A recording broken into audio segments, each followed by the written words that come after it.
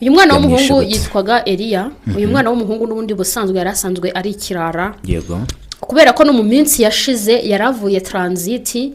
Iyo transit rero yaravuyemo ni uwo musaza papa we wari warayimujyanyemo bitewe nuko yari yaramwibye amafaranga. Ariko nanone twumvishije ko ng'ikintu cyatumye uyu mwana yica papa we ari ibintu bibiri ngiye kuvuga. Reka kimwe mbe nkivuze ikindi ndakivuga nyuma ikiganiro gisoza. Umusaza umwana yaramubwiye ati ngiye wenda shaka inote ya miliyoni ngure moto. Umusaza ati nta miliyoni naguha uri ikirara wayamaze iki? Umwana w'umuhungu aramubwira ati urambwiye ati ntayo wama, ntago bizambuza ko wambwiye ngo ntago wambyaye, niba utarambyaye ndaje nkwereke icyo nzagukorera. Umwana w'umusore rero mu mugambi wo kwica papa we ni ibintu yateguye. Yarafashe afata inzu, amashanyarazi arayaca insinga, akimara kuzica agura essence akimara kuyigura arayizana. Amaze kuyizana akinga imiryango yose, abika imfunguzo, afata umusaza aramuboha.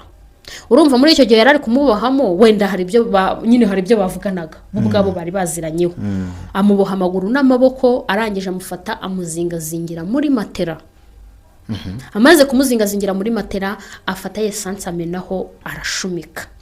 Noneho mu gihe umusaza yashyaga yarwanaga no kuva muri ya matera, aragenda yegama ahantu mu nguni. Uwo musaza yashengukiye muri iyo nguni, niho yumiye.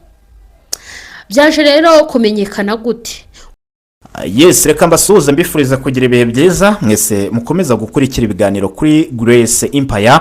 Mbaye ikaze mwe tugiye kubana muri iki kiganiro. Mwibutse ko ubu uri kumwe nanjye Kizo nk'ibisanzwe inyuma ya kamera. Ni mu gihe imbere ya kamera mba ndi kumwe na mugenzi wanjye Grace. Reka ntangira muha ikaze. Grace ndakwakiriye. Urakoze cyane. Yego, umeze neza? Meze neza, ndashima Imana. Ndanashima n'abakunzi ba Grace Empire. Uyu munsi twagize abasabe 130. Nishimwe kubera ko twatangiriye kuri no sub. Ase washize nk'igihe kingana iki? Cyumweru kirimo? Cyumweru kimwe? Cyumweru kirengaho. Ni cyumweru kandi nta kintu bitwaye. Aba ni 130 nabo ni benshi. Ariko nyine bakomeze bakande.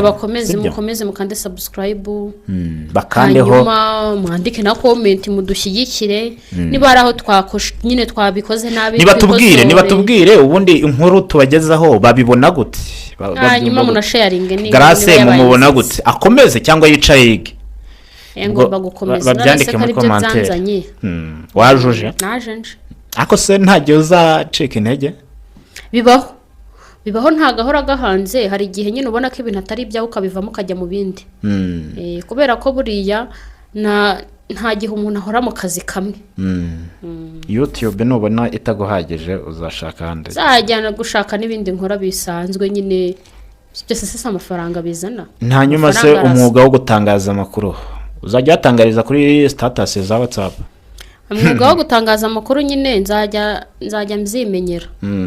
mzimenyera ariko nyine nanone bizaterwa n'igihe, kubera ko umwuga w'itangaza amakuru biterwa nuko wiyumva. Iyo nta sono ufite uri sharp nta myaka bigira. Ufite intege nta myaka bigira. Yego. Hanyuma rero bakunzi ba Grace Empire ndagira ngo mututize akanya gatoya, hanyuma Grace atubwire inkuru y'akababaro, inkuru y'incamugongo. Ni byabereye ahitwa mu karere ka Bugesera ahazwi nk'Ikibirizi. Ubwo sinzi niba ari umurenge cyangwa ari iki, gusa ni muri Kibirizi hariya mu karere ka Bugesera. Hari kuvugwa inkuru y'umwana w'umusore wishe papa we amutwitse. Ndagira ngo rero mwicare mudutize iminota mike gusa, hanyuma Grace dusobanurire kuri buri kimwe gifite aho gihuriye n'iyi nkuru kubera ko avuyeyo. Grace, ijambo ni ryawe. Iyi nkuru rero ababyeyi bifashe ku munwa, ababyeyi bakonje baragira bati se aba bana tugira kubise, aba bana tuvunika turihirira minerivare, aba bana tuvunika duheka, nirwo rupfu rwacu. Niko ababyeyi nsize mu Bugesera bari kwibaza niba aba bana bari kubyara ari ryo herezo ryabo, kandi mu gihe umubyeyi yabyaraga umwana akifuza ko ari we uzamubatura igihe azaba atakibashije kugira icyo yakwimarira kandi nawe akakimarira, none ahubwo niyo sanduku. bari guheka amagare yabo. Umubyeyi ari kubyara akabyara igare rye. Ndi kwibaza nti hari n'umubyeyi uherereye muri kariya karere waba ufite umwana w'ikirara uri butinye kuba yagumana nawe, avuga ati uyu mwana nanjye atayintwikiramo cyane, kubera ko iriya nkuru yababaje abantu benshi. Iriya nkuru ni inkuru y'akababaro, ni inkuru iteye ubwoba. Noneho aho bigeze numiwe, byari bisanzwe biriho tubyumva, ariko nanone ikintu cyambabaje kikanshengura umutima ni uko ari ibintu yari yarateguye yarapanze n'ukuntu azabigenza. Yego, tudatinze iminota mikeya cyane kubera ko ikirere kiri kudusiga, ndagira ngo nyine udusobanurire kuri buri kimwe ubundi byagenze gute kugira ngo uyu mwana yice se. Uyu mwana w'umuhungu yitwaga Eliya. Uyu mwana w'umuhungu n'ubundi busanzwe yari asanzwe ari ikirara. Yego, kubera ko no mu minsi yashize yaravuye transit. Iyo transit rero yaravuyemo ni uwo musaza papa we wari warayimujyanyemo bitewe nuko yari yaramwibye amafaranga. Ariko nanone twumvishije ko ikintu cyatumye uyu mwana yica papa we ari ibintu bibiri ngiye kuvuga. Reka kimwe mbe nkivuze, ikindi ndakivuga nyuma ikiganiro gisoza. Kimwe ngo nuko uyu musaza yabwiye uwo mwana w'umuhungu, aramubwira ati ngewe nta nubwo ndi so, ntago nigeze nkubyara. Aho ikintu rero twumvishije hagati aho nuko uwo mwana yari yararerewe muri urwo rugo, yari yarahatahanywe na nyina, ariko ataragize gute, atarabyawe n'uwo musaza. Ariko ku rundi ruhande tukata twibuka ko nubwo warerwa n'umuntu yaragureze uri mutoya akagukuza ukagera mu myaka 27, kubera ko Eliya yari afite imyaka 27, aba ari umubyeyi wawe, nta haba ahuriye na wa wundi utarigeze amenya ko wanavutse. Kuko turabizi ko hano hanze hari abantu bateye inda ariko bakaba batabizi ko zanavutse, bo ubwabo bakaba batekereza ko zanavuyemo. Icyo gihe wakureze nyine niwe mubyeyi wawe. Umwana w'umuhungu rero yaje za Kigali nk'ubusanzwe, aje mu kazi ko mu rugo arakora, ariko anakora abafite target yo kwiba, kubera ko n'ubusanzwe ni umujura. Ariko ngo ni umujura utibaga abantu bo ku gasozi, wibaga ahantu yakoraga cyangwa se akiba uwo musaza wamureze ari we papa we. Yakoraga akazi ko mu rugo rimwe na rimwe, kubera ko yagendaga Kigali akora kongera akagaruka bitewe nuko byamunaniye. Buri umuntu amenyereye gukora ntago ajya abasha kugira ikintu yakigezaho. Ni kuvuga wajya mu rugo nyine afite target yo kumenya aho barika. Yagiye za Kigali rero arakora, azana inote y'ibihumbi 500. Yego, inote y'ibihumbi 500 yizanye rero, kubera ko ngo yari afite intego yo kuba yagura moto. Ariko iyo moto bitewe nuko nta moto y'ibihumbi 500 ibaho, we yumvaga ko azagura moto ya miliyoni. Hanyuma rero yumvaga ko ibyo 500 ari uwo musaza uzabimuha. Yego, ariko uwo musaza ntabwo yagombaga kumuha ayo mafaranga, bitewe nuko uwo musaza yari yaramujengereje amwiba, kandi amafaranga yabaga yamwibye afatika menshi, ntanamenye ngo ayo mafaranga yamugiriye ubuhe mumaro. Ngo yari yafataga akagenda akinywera inzoga akajya mu ndaya bikarangira. Yego, noneho rero uwo mwana w'umusore yaravuze ati, hari umushuti we yari afite, aramubwira ati rero aya mafaranga njye yangurize, kuko njye mfite ikindi cya kabiri, njye nigurire moto njye mu muhanda, hanyuma wowe uramusaza uramutonoreka cyangwa unayamwibe umwibe 500, njyewe nzahita nkwishyura za zindi senyisa, hanyuma ugire gute ukomeko ugure moto. Yego, ikintu cyabayeho rero, Eliya wa musore yamwatse y'amafaranga arayamwima, amubwira ko nta yarabona, atazanayabona vuba. ayo yari yaramugurije. Yego, ikintu rero yakoze, yaravuze ati niba amafaranga yanjye navunikiye cyangwa se nanibye, burango n'abajura bafite ukuntu bavunika, nyine barayavunika, nayo baba bavunikiye. Yaravuze ati uyu musaza ngomba kuyamubyazamo. Yamubyajije Matera rero. Umusaza, umwana yaramubwiye ati ngewe ndashaka inote ya miliyoni ngure moto. Umusaza ati nta miliyoni naguha, uri ikirara, wayamaze iki? Umwana w'umuhungu aramubwira ati urambwiye ati ntayo wama, ntago bizambuza ko wambwiye ngo ntago wambyaye, niba utarambyaye ndaje nkwereka icyo nzagukorera. Umwana w'umusore rero mu mugambi wo kwica papa we, ni ibintu yateguye. Yarafashe afata inzu, amashanyarazi arayaca insinga, akimara kuzica agura essence akimara kuyigura arayizana, amaze kuyizana akinga imiryango yose, abika imfunguzo, afata umusaza aramuboha. Urumva muri icyo gihe yarari kumubohamo, wenda hari ibyo bavuganaga ubwabo bari baziranyeho. Amuboha amaguru n'amaboko, arangije amufata amuzingazingira muri matera. Amaze kumuzingazingira muri matera, afata essence amenaho arashumika. noneho mu gihe umusaza yashyaga yarwanaga no kuva muri ya matera aragenda yegama ahantu mu nguni, uwo musaza yashengukiye muri iyo nguni, niho yumiye. byaje rero kumenyekana gute? urumva yahise ajya mu kindi cyumba kugira ngo akomeze arunguruka arebe ko, urumva umuriro ntago wagize imbaraga cyane bitewe n'uko uwo hejuru yagize gute yawukubye. rero yahise ajya mu kindi cyumba kugira ngo arebe ko umusaza nyine birangira. we yari afite target y'uko nyine bigomba kurangira. hanyuma rero amaze kubona ko byarangiye arafungura, akimara gufungura aragenda mu kantu k'akabingaro kari ku ruhande nyine ku nzu yabo. amaze kukajyamo amera nk'uwihishe. noneho umukecuru mama we rero yari ari ahantu ku muhanda, aza nyine nk'umuntu uvuye ku muhanda. mu gihe aje asanga imyotsi inzu yatamye. akireba mu nguni abona umusaza yumye, aratabaza mu basore bakodeshaga inyuma kuko uwo musaza yari afite n'amazu akodeshwa.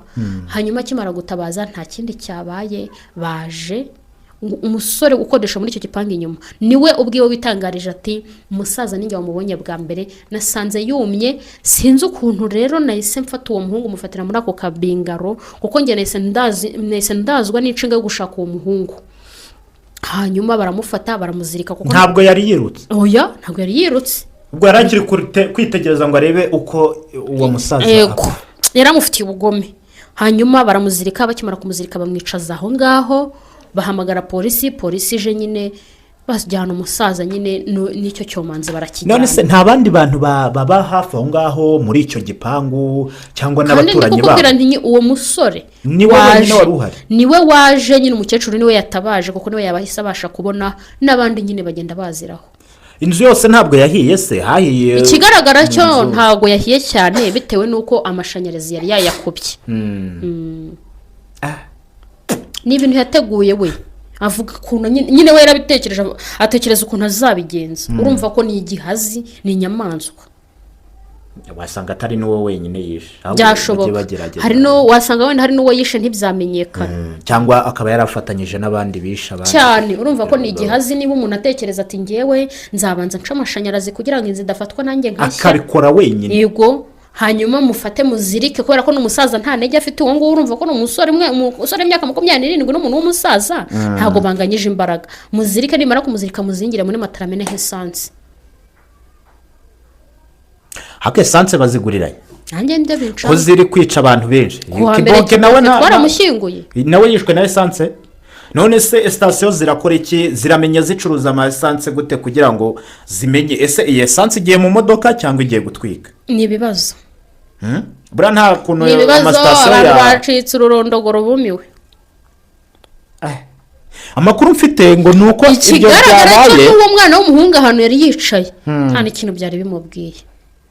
we yabwiraga abaturanyi be nyine kubera ko bari bumiwe, bavuga bati mumukubite mumwice nawe yewe reba ukuntu bamutwaye. nyine polisi ubwo nyine bumvaga ko iri buziga kubita kandi nayo igendera ku mategeko. barangije nta kindi umusore yababwiraga ati, numvaga avuga, yababwiraga ati ngewe nta kintu ndi kwicuza narabiteguye. amakuru angera avuga ko ngo byabereye mu gipangu cya Kasuku. Jessica izora mipangu oya ntago byabereye mu gipangu cya Kasuku, ahubwo urwo rugo ruturanye naho Kasuku yubatse ku nzu ze cyangwa kubera ko nta baturanyi be banabitangaje. n'abaturanyi kwa Kasuku ntago ari iwabo aho avuka kuko avuka Igikondo kandi hari ni Bugesera, naho rero yubatse nyine mu bikorwa bye. hanyuma rero agiye gufungwa kubera iki bari kuita babajyana gufungwa? nta kindi cyangwa ngo babarekere he? ntabwo babarasa amaguru, ntago imbunda z'u Rwanda aricyo zaguriwe nizo kurinda igihugu, ntago ari izo kurasa abantu bakoze ibyaha kuko nabo urumva ntacyo baba barushije, nabo baba babaye abanyabyaha, nabo baba babaye abicanyi. amategeko niyo abigena, ariko hari uburyo bakoramo itegeko rikaremera. nyine ni wowe ni kuri kubyumva. ibintu byo gufungwa bisigaye byoroshye. wowe ufite ibintu uko byumva, ubwo nakumvishije nyine ubaye umuyobozi we watushyiraho iryo tegeko ngewe rero n'abariho nashyiraho gutwika mu ipine n'abariho rero bafite ukuntu batwara ibintu byabo nyamara ku rundi ruhande ubona ko nyine bifitiye inyungu akamaro igihugu na rubanda nyamwinshi. Hari impanuka uherutse kumva y'imodoka ziraba ariko wenda ntabwo ziri grave, ziraba ariko ntabwo tubimenya nyine. Wibuke mu kwezi kwa kabiri, yego wibuke mu kwezi kwa kabiri impanuka yavagaho habaye ndari nigeze zabaga ari ebyiri. Hanyuma ubu ngubu muri uko kwezi kwa 9 buri munsi umuntu ari kwica undi, buri muntu ari kwica undi, buri munsi nicyo kintu kiriho. Ni ibiki byo? Ni ryaguye nyine ishyano. Noneho nyine birakabije, wenda tuvuge ko n'ubusanzwe byarabaga, ariko ubu noneho birakabije kandi birimo n'ubugome ndengakamere.